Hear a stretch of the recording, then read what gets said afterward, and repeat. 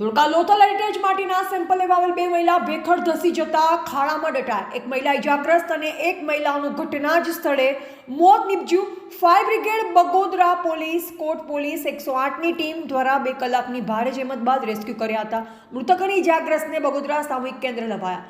ધોળકાના લોથલ હડપ્પા સંસ્કૃતિના દિલ્હી અને ગાંધીનગરના IITM રિસર્ચ માટે આવ્યા હતા. મૃતક સુરભી રામકિલાવર વર્મા ઇજાગ્રસ્ત Yama Dixit professor Delhi II student હતા. અમદાવાદ ગ્રામ્ય એસપી, ધોળકા ડીવાયએસપી પોલીસ સ્ટાફને ઘટનાની જાણ થતાં જ બગોદરા CSC ખાતે દોડી આવ્યા હતા. બગોદરા CSC સારવાર બાદ વધુ સારવાર માટે એપોલો હોસ્પિટલ અમદાવાદ ખસેડવામાં આવ્યા હતા. રિપોર્ટર જયપાલ સિમૈડા સાથે સદેવસિંહ સિસોદિયા, ધોળકા.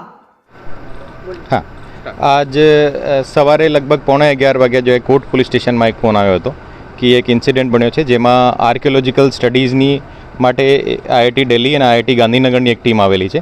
એ ટીમના માણસો જે ત્યાં પેલિયોક્લાઇમેટિક સ્ટડીઝ માટે જો સેમ્પલ લેવતા હતા ઓર એમાંથી પછી જે મટ્ટી જે છે આ મટ્ટીને ડેજાવાથી જો આ એ 2 માણસો એમાં જે ફસાઈ ગયા હતા.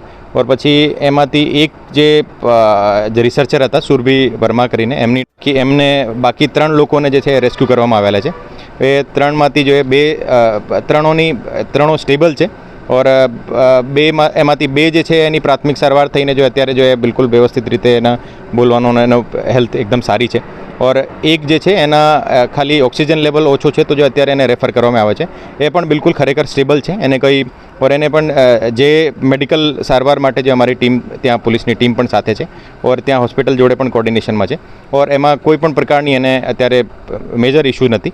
તો એક જે અનફોર્ચ્યુનેટ થયો હતો જે એમાં જે એક રિસર્ચરની ડેથ થઈ ગઈ છે એનો બાકીની જે AD દાખલ કરીને પોસ્ટમોર્ટમ ને બધી પ્રોસિજર અત્યારે ચાલુ છે. Thank you.